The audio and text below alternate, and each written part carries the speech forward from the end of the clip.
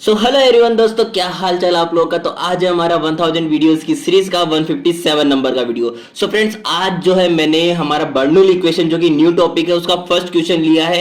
अब पहली बात तो ये कि मैंने पहले ही रिवील कर दिया कि यहाँ पे मैं बर्नौली इक्वेशन का मेथड अप्लाई करने वाला हूँ, बट मैं एक्चुअली ऐसा नहीं करने वाला हूँ। मैं आपको स्टेप बाय स्टेप बताऊंगा कि हम किस तरह से बर्नौली इक्वेशन पे ही आके अटके, हम बर्नौली इक्वेशन के अलावा कोई और मेथड क्यों नहीं अप्लाई कर सके। ओके, तो हमारे पास में डिफरेंशियल इक्वेशन गिवन है x divide by D x plus Y is equal to Y square log x। So first of all तो जो मैंने हर एक डिफरेंशियल इक्वेशन को सॉल्व करने से पहले बात बताई है, और जो मैं सदियों से बताता आ रहा हूं बात, कि आपको dy बाई डी एक्स को सभी प्रकार के बंधनों से मुक्त करना है। यानी कि कहने का मतलब है कि आपको जो यहाँ पे dy बाई डी एक्स है, इसके साथ में अगर कोई भी टर्म होता है तो उसको यहां से सेपरेट करके डिवाइड में भेज देना है। ठीक है, तो जैसा कि मैंने कहा उसी के अकॉर्डिंग अगर मैं यहां से x को डिवाइड कर देता हूं पूरी इक्वेशन में, तो मेरे पास में dy by D x plus में 1 अपॉन में X Y is equal to log X upon में एक्स एंड वाई स्क्वायर आ जाएगा। ठीक है, अब यहाँ पे मैं इस डिफरेंशियल इक्वेशन का पोस्टमार्टम करता हूं ताकि आपको पता लगे कि हम यहाँ पे क्या क्या अप्लाई कर सकते हैं मेथड। ठीक है, ओके, तो यहाँ पे देखिए dy by D x plus में p that is function of x, y is equal to q that is function of x। इस फॉर्म में हमें ये दिख रहा है, कुछ ऐसा नजर आ रहा है। ठीक है, अब यहाँ पे पहली चीज तो ये देखिए कि ये हमारा जो स्टैंडर्ड फॉर्म है ये लेबनीज लीनियर इक्वेशन का फॉर्म है, जहां पे अगर हमारा y का with respect to x differentiation होता है तो जिसके रेस्पेक्ट में डिफरेंशिएशन हो रहा है वहां पे p एंड q जो हमारे पास फंक्शंस अवेलेबल है वो भी x के ही फंक्शंस होने चाहिए। ठीक है, फर्स्ट कंडीशन तो ये। सेकंड कंडीशन कि लेबनीज लीनियर इक्वेशन यानी कि हमारी जो डिफरेंशियल इक्वेशन है वो y में लीनियर होनी चाहिए। ओके, अब यहाँ पे यही इसी बात पे अड़चन आ गई है बात में कि हमारा यहाँ पे वाई स्क्वायर एडिशनल टर्म आ गया है, जिसके कारण ये हमारी जो डिफरेंशियल इक्वेशन है ये लीनियर नहीं कहला सकती। यहाँ पे वाई स्क्वायर टर्म आ गया है। ठीक है, तो यहाँ पे मैं कहूंगा कि हमारे जो स्टैंडर्ड फॉर्म है लेबनीज लीनियर इक्वेशन की, उस लेबनीज लीनियर इक्वेशन में यहाँ पे वाई स्क्वायर के टर्म के कारण हम Lebanese linear equation method apply नहीं कर सकते। ठीक है, सो देखिए मैंने यही चीज यहाँ पे लिख भी दी है, but when we compare from it here y square is the extra term and because of it the differential equation is not linear in y. आती है बात समझ में? So we can't use here Leibniz linear equation method.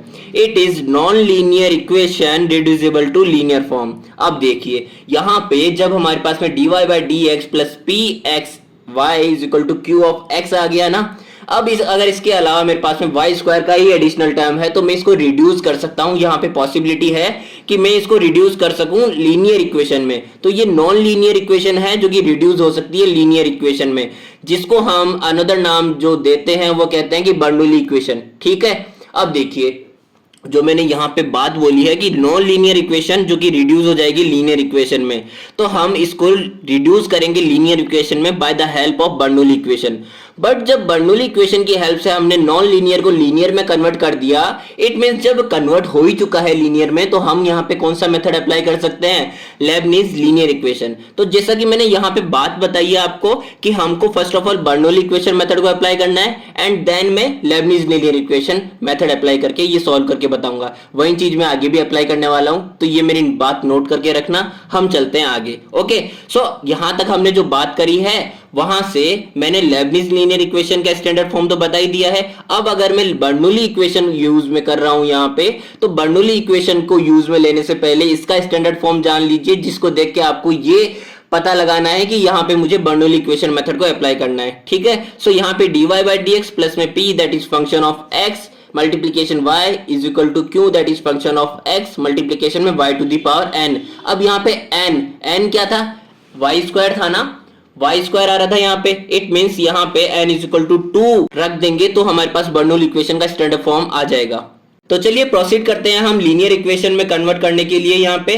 So method of finding solution to Bernoulli equation में हमारे पास 4 step होते हैं, जिसमें फर्स्ट स्टेप क्या होगा कि हमें इसके स्टैंडर्ड फॉर्म में लिख देना है, जो कि मैंने ऑलरेडी लिख दिया था लास्ट पेज पे, तो वही मैंने यहाँ पे भी रिपीटेड लिख दिया है। ठीक है, अब सेकंड स्टेप जो होगा वो हमें क्या करना है, यहाँ पे जो एडिशनल टर्म था जो कि अड़चन बन रहा था हमारा लेबनीज लीनियर इक्वेशन को अप्लाई करने में, वाई स्क्वायर, जिसके कारण हमारी ये इक्वेशन क्या नहीं थी, लीनियर नहीं थी। तो लीनियर जिसके कारण नहीं थी हमें उसको डिवाइड कर देना है पूरी इक्वेशन से, ठीक है।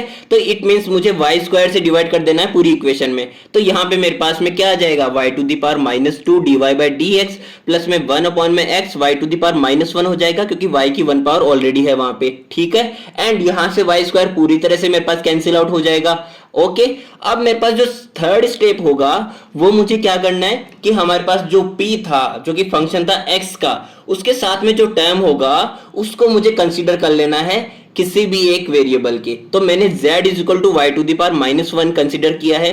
अब आप जब z is equal to y to the power -1 करेंगे तो आपको ये फील होगा कि मुझे केवल z is equal to y to the power -1 ही कंसीडर करना सफिशिएंट नहीं होगा, मुझे यहाँ पे dy बाई dx को भी सब्सटीट्यूट करना पड़ेगा अगर मैं y को कुछ कंसीडर करता हूं तो यहाँ पे देखिए y का with respect to x differentiation हो रखा है। इट मींस मुझे यहाँ पे भी x के रेस्पेक्ट में डिफरेंशिएशन करना पड़ेगा बोथ साइड्स। ओके, तो यहाँ पे मेरे पास आ जाएगा dz by dx and y to the power -1 का जब आप करेंगे तो देखिए x to the power n का क्या होता है differentiation, n x to the power n -1 हो जाता है ना, पावर आगे आ जाएगी एंड जो इसकी एक्चुअल पावर होगी उसमें से -1 हो जाएगा। तो यहाँ पे भी पावर आगे आ गई एंड उसकी जो एक्चुअल पावर थी उसमें से -1 हो गया एंड dy बाई dx, ठीक है। तो यहां से मेरे पास में dz बाई dx की वैल्यू आ चुकी है minus of y to the power -2 dy by dx। So यहां से y to the power -2 dy by dx replace हो जाएगा, तो मेरे पास आ जाएगा minus of dz by dx आ जाएगा ऊपर वाली इक्वेशन में and y to the power -1 तो हम z रख ही देंगे, ठीक है। तो इन वैल्यूज को मैंने जब सब्स्टिट्यूट किया ऊपर वाली डिफरेंशियल इक्वेशन में तो मेरे पास आ गया minus of dz by dx plus में 1 अपॉन में x multiplication z is equal to log x upon में x। सो यहां से मेरे को y को हटा के एक बार अच्छे से, जिसमें ये हम अच्छे से समझ पाए कि हमें इक्वेशन क्या गिवन है, तो यहाँ पे मैं dz बाई dx प्लस में माइनस ऑफ 1 अपॉन में x multiplication z is equal to minus of log x upon में x लिख दिया है पूरी इक्वेशन में माइनस से मल्टीप्लाई करके। तो देखिए अब यहाँ से ये मेरे पास में लीनियर इक्वेशन में कन्वर्ट हो गई कि नहीं हो गई, आप खुद देखिए। अगर z का with respect to x differentiation हो रखा है तो यहाँ पे मेरे पास में x के ही यहाँ पे फंक्शंस आ गए p एंड q, ठीक है। एंड जो z है वो मेरे पास में लीनियर है पूरी इक्वेशन में, तो यहाँ पे ये फर्स्ट ऑर्डर की इक्वेशन कन्वर्ट हो गई जो कि z एंड x दोनों में ही लीनियर है, ठीक है। अब देखिए यहाँ से ये फेवरेबल कंडीशन है to apply Leibniz linear equation method. तो जो चीज मैंने लास्ट पेज पे बोली थी कि हम पहले तो इसको रिड्यूस करेंगे लीनियर इक्वेशन में एंड देन अप्लाई कर देंगे लेबनिज लीनियर इक्वेशन मेथड को। सो यहाँ पे स्टेप 4 में हमें क्या करना है कि यहाँ पे लेबनिज लीनियर इक्वेशन में जो हमें स्टेप्स फॉलो करने रहते हैं कि हमें p एंड q की वैल्यूज को यहाँ पे डिटरमाइन करना रहेगा। तो यहाँ पे p जो कि फंक्शन है x का, उसकी वैल्यू हो जाएगी माइनस का 1 अपॉन में x एंड q की वैल्यू हो जाएगी minus of log x upon में x। तो यहाँ से हमें फर्स्ट स्टेप जो करना होता है Lebanese linear equation method apply करने से पहले, वो करना होता है इंटीग्रेटिंग फैक्टर की वैल्यू को कैलकुलेट करना।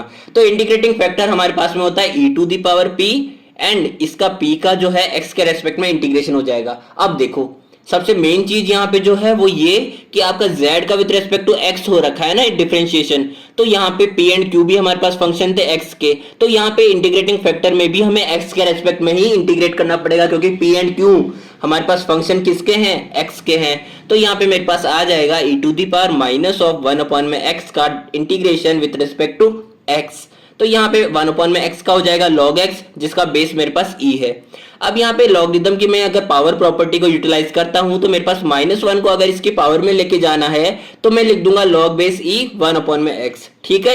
एंड जस्ट बिकॉज ऑफ यहाँ पे भी e है एंड यहाँ पे भी इसका बेस e है, तो हम इसकी प्रॉपर्टी से इसको क्या लिख सकते हैं, ये तो मेरे पास में हो जाएगा log बेस e, ये मेरे पास आ जाएगा 1 एंड हम लिख देंगे 1 अपॉन में x, ठीक है, जो मेरे पास वैल्यू आ चुकी है इंटीग्रेटिंग फैक्टर की। अब यहां से मुझे जो नेक्स्ट स्टेप अप्लाई करना है वो है complete solution of Lebanese linear equation, जो कि इसका लास्ट स्टेप होने वाला है।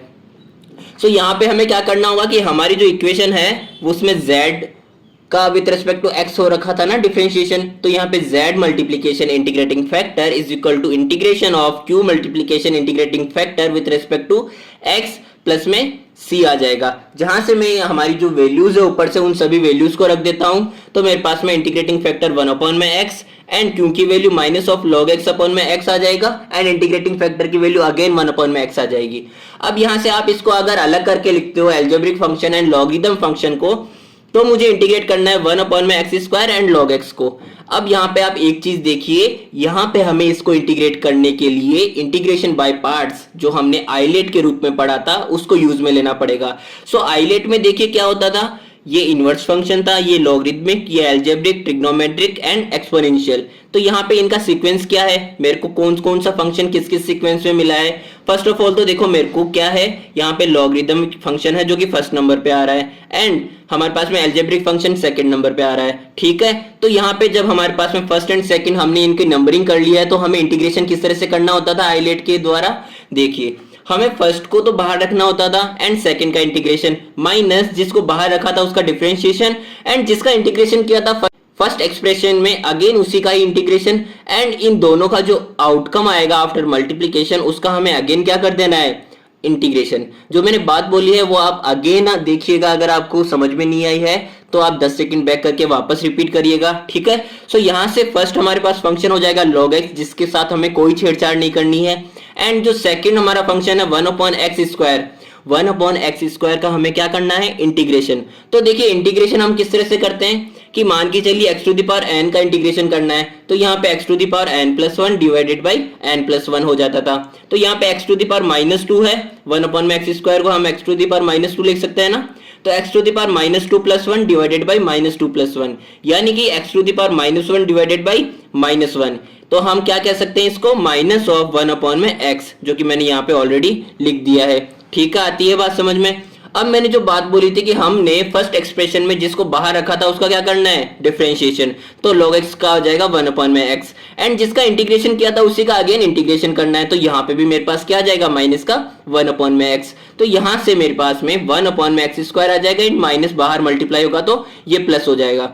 अब अगेन यहाँ पे x⁻² का मुझे क्या करना है, integration with respect to x, तो यहाँ पे मेरे पास अगेन क्या आ जाएगा, माइनस का 1/x। तो माइनस अगेन जब ब्रैकेट खोलेंगे हम तो इस माइनस से मल्टीप्लाई होगा, तो मेरे पास आ जाएगा 1/x log x प्लस में 1/x एंड प्लस में c जो हमारा इंटीग्रेटिंग कांस्टेंट है, एंड LHS में हमारे पास जो ऊपर से चला आ रहा था उसी को ही हम ले लेंगे z मल्टीप्लीकेशन 1/x। सो देखिए यहाँ से अब हमें क्या करना है कि हमने z की वैल्यू जो कंसीडर की थी वही वैल्यू इसको लौटा देनी है। तो हमने z की वैल्यू कंसीडर की थी y⁻⁻1 जो कि 1/y होता है, तो यहाँ से मैंने 1/y लिखा z को। तो यहाँ से जब हम इसको सिंप्लीफाई कर देंगे तो मेरे पास फाइनली आ जाएगा y multiplication 1 + log x plus में c xy = 1, जो कि है हमारा बर्नौली इक्वेशन के टॉपिक का फर्स्ट क्वेश्चन का answer. So thank you so much दोस्तों देखने के लिए, मिलते हैं हमारे नेक्स्ट वीडियो में।